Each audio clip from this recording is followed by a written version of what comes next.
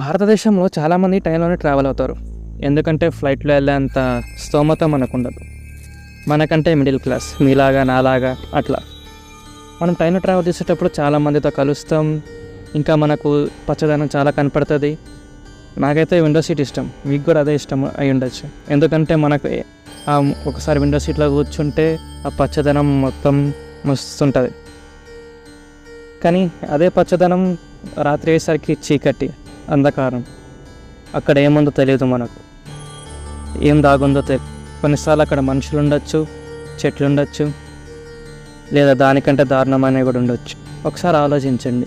మీకు బాగా దాహం అవుతుంది, మీ దగ్గర నీళ్ళు అయిపోయాయి, చుట్టుపక్కల మొత్తం పక్కన వాళ్ళందరూ పడుకున్నారు. ఒక స్టేషన్లో ఆగింది, మీరు స్టేషన్లో దిగారు. దిగేసరికి మొత్తం చీకటి. ఎక్కడో స్టార్టింగ్లో ఇంకా లాస్ట్లో లైట్లు వేసి ఉన్నాయి. మీరు చిన్నగా వాటర్ దగ్గరికి వెళ్ళి బాటిల్లో వాటర్ నింపుతున్నారు. లైట్లు ఏం లేవు, ఆ వాటర్ నింపే సౌండ్ అదొక్కటే ఉంది. ఒట్టి బాటిల్ సౌండ్, ఆ నీళ్ళు పడే సౌండ్, ఈ సౌండే మనకు వినిపిస్తుంది. వేరే ఏ శబ్దం వచ్చినా మనకు లోపల నుంచి భయం పొంగొస్తుంది. ఇది ఇమాజిన్ చేసుకుంటేనే ఎట్లుంది. కానీ ఇలాంటి స్టేషన్ ఒకటి ఉందంటే అక్కడ ఒక జరిగిన సంఘటన మీతో చెప్తాను. వెస్ట్ బెంగాల్ మరియు బీహార్ మధ్యలో ఉన్న బేగన్గుదార్ స్టేషన్.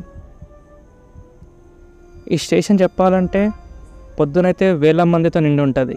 చాలామంది ఇక్కడ నుంచి బయటికి వెళ్తారు, కలకత్తాకి వెళ్తారు, లేదా బీహార్కి వెళ్తారు. కానీ సాయంత్రం అయ్యేసరికి దాంట్లో సగం మంది వెళ్ళిపోతారు. అదే రాత్రికి స్టేషన్ మాస్టర్తో సహా అక్కడ ఉన్న చిన్న చిన్న షాపులలో కూడా మొత్తం మూసుకొని వెళ్ళిపోతారు. ఎందుకు? ఏం జరిగింది? ఇప్పటిదాకా ఆ స్టేషన్లో రాత్రి ఎవరు ఎందుకు ఉండలే? ఈ కథ ఇప్పటిది కాదు. సుమారు 30 ఏళ్ల క్రితం ఒక స్టేషన్ మాస్టర్ ట్రాన్స్ఫర్ అయ్యి ఇక్కడికి వచ్చారు. ఆయనకి ఇది మొత్తం కొత్త. ఆయన ఎప్పుడు పెద్ద పెద్ద స్టేషన్లో పనిచేస్తారు, నేను చిన్న స్టేషన్లో మొదటిసారి. ఆయనకి ఇక్కడ సెట్ కాదని మళ్ళీ ట్రాన్స్ఫర్కి అప్పీల్ చేస్తారు. కానీ అది రావడానికి 3 నెలలు పడుతుంది. ఏదో ఉందిలే అని ఇక్కడ చేద్దామని పనిలో చేరుతారు. కానీ ఎవరికి తెలుసు ఆయన ఈ డిసిషన్ ఆయన మొత్తం ఫ్యామిలీనే మార్చేస్తుందని. అయితే అది ఆయన మొదటి రోజు. అందరినీ కలుస్తారు, అందరి పరిచయం చేసుకుంటారు, బాగుంటారు.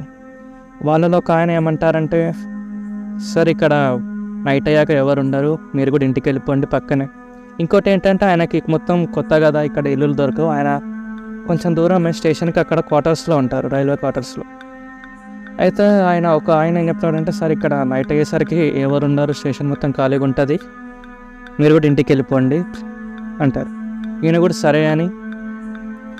అయితే మస్తు 1 నెల మంచిగా సాగిద్ది. నైట్ ఆయన ఉండడు, ఆయన అందరితో వెళ్ళిపోయి ఉంటాడు. కానీ ఒకరోజు ఏమవుతుందంటే ఆయనకి పని ఎక్కువ ఉండటం వల్ల ఆయన ఆగుతారు. ఇంట్లో ఫోన్ చేసి కొంచెం లేట్ అవుతుంది అంటారు. ఇంట్లో సరే అంటారు.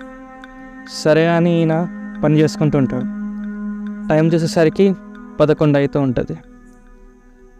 ఆయన పని మొత్తం అది అయ్యాక మొత్తం ఆయన ఆఫీస్ని లాక్ చేసి వెళ్తూ ఉంటారు. ఆ స్టేషన్కి లాస్ట్ ట్రైన్ 11:15కి వస్తుంది. అయితే ఆయన ఎప్పుడైతే స్టేషన్ నుంచి బయటికి వెళ్తారో ఒక ఆడ ఆమె లోపల ఉరుక్కుంటూ వెళ్తుంది. ఈయనేమనుకుంటారు, ఒక ట్రైన్ వస్తుంది కదా అది ఎక్కడానికేమో. ఈయన అట్లా అనుకుంటారు, ఇంటికి వెళ్ళిపోతారు. ఈ సంఘటన జరిగి 1 వారం అవుతుంది. వారం అయ్యాక ఆయనకి మర్చిపోతారు ఈ విషయం, ఇట్లా అయింది, ఒక ఆమె వెళ్ళింది లోపలికి ఉరుక్కుంటూ అట్లా. మళ్ళీ ఆయనకి చాలా పని ఉండటం వల్ల నైట్ ఆగుతారు. నైట్ ఆగితే 11 అవుతుంది. 11 అయితే 11:15కి ట్రైన్ వస్తుంది. ఆయనకి దూరం నుంచి సౌండ్ వస్తుంది, ట్రైన్ సౌండ్ వస్తుందని. ఈయన పని చేసుకుంటూ ఉంటాడు, అంతలో ట్రైన్ వస్తుంది. ఆయన రూమ్లో కిటికీ పట్టాల సైడ్ ఉంటుంది, అంటే రైల్వే ట్రాక్స్ అటు సైడ్ చూస్తే ట్రైన్ వెళ్తుంటుంది. ఆయన ఇంకోటి ఏం గమనిస్తాడంటే, వారం క్రితం ఆయన స్టేషన్లోకి వచ్చినామా ట్రైన్ వెనకాల పరిగెడుతుంది. సరేగా నేను ఏం గమనిస్తానంటే ఆమె ట్రైన్ ఎంత స్పీడ్లో వెళ్తుందో అదే స్పీడ్లో ఉరుకుతూ ఉంటుంది. ఈయన అది చూసి చాలా ఆశ్చర్యం వేస్తుంది. అరే చూడ్డానికి ఆమె యంగో కూడా ఉండదు, ముసలామ. జల్దీ ఆయన బయటికి వెళ్ళి మెట్లు దిగి చూసేసరికి అక్కడ ఎవరు ఉండరు. ఏమోలే నా భ్రమ అనుకొని ఆయన పైనకి వచ్చేస్తారు.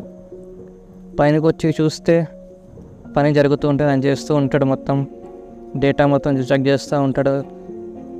1 అయింది, 2 అయింది, 3:30 అవుతుంది. చాలామంది నమ్మేది ఏంటంటే 3 నుంచి 5 వరకు ఆ సమయంలో మనకు తెలియని శక్తులు బయటికి వస్తాయి. అవి మనల్ని కాంటాక్ట్ అవ్వడానికి, మనల్ని సంప్రదించడానికి ట్రై చేస్తాయి. ఆయన పని చేస్తుండగా ఆయన డోర్ని ఎవరో కొట్టినట్టు అనిపిస్తుంది. ఆయన భ్రమలే అనుకొని వాళ్ళు పని చేసుకుంటుంటారు. సడన్గా అదే శబ్దం గట్టిగా వస్తుంది. ఈ టైంలో ఎవరు వస్తారని ఈయన ఆలోచిస్తుంటారు, తీద్దామని వెళ్తూ ఉంటారు. ఆయన దగ్గరికి వెళ్ళేసరికి ఆ సౌండ్ పెరిగిద్ది. ఎవరైనా ఉన్నారా అని. ఆయన కిటికీ నుంచి చూస్తే ఎవరంటే నీడ కనపడుతుంది అక్కడ, ఎందుకంటే లైట్ ఉంది, ఎవరు ఉండరు. ఆయనకు ఫస్ట్ టెన్షన్ అవుతుంది. మళ్ళీ అరుపులు స్టార్ట్ అవుతాయి. నా బాబు ట్రైన్ నుంచి పడిపోయాడు కాపాడండి, నా బాబు ట్రైన్ నుంచి పడిపోయాడు కాపాడండి అని. ఈయన తొందరగా వెళ్ళి డోర్ తెరిచి చూస్తారు, ఎవరు ఉండరు. ఆయన మొత్తం కిందకి వెళ్ళి స్టేషన్ చుట్టూ చూస్తారు. అరే నిజంగానే ఇందాక ట్రైన్ వెళ్ళింది కదా, ఎవరైనా పడిపోయారు అట్లా అని చూస్తే ఏముండదు. టెన్షన్ స్టార్ట్ అవుతుంది. అరే నేను భ్రమపడుతున్నానా లేదంటే నిద్రలేకనా ఇట్లా అని. సరే అని మొత్తం క్లోజ్ చేసి 4కి ఆయన ఇంటికి బయలుదేరుతారు. ఇల్లు దగ్గరే అని ఈయన బైక్ అక్కడే పెట్టేస్తారు. నడుచుకుంటూ వెళ్తూ ఉంటాడు. చీకటి రాత్రి. ఇప్పుడులాగా అప్పుడు స్ట్రీట్ లైట్స్ ఏముండవు, మొత్తం చీకట్లో నడుచుకుంటూ వెళ్ళాలి. చేతిలో ఒక కాగడ లాంటిన్ అంటారు కదా, అది పట్టుకుని వెళ్తూ ఉంటే ఆయన వెనకాల ఎవరు నడిచినట్టు అనిపిస్తుంది. ఆయన బ్రహ్మ అనుకుంటాడు. వెళ్తూ ఉంటే అదే అనిపిస్తుంది. వెనకాల తిరిగి చూస్తే ఎవరు ఉండరు. అట్లనే ఇంటికి వెళ్ళిపోతారు. ఆయన వైఫ్తో ఈ మొత్తం విషయం చెప్తారు. ఆయన వైఫ్ రేపు గుడికి వెళ్దాం, మొత్తం ఏం కాదు, ఏం టెన్షన్ పడకండి అంటారు. పొద్దున్న స్టేషన్కి జరిగిన విషయం మొత్తం వాళ్ళ స్టేషన్లో ఉన్న వాళ్ళకి చెప్తారు.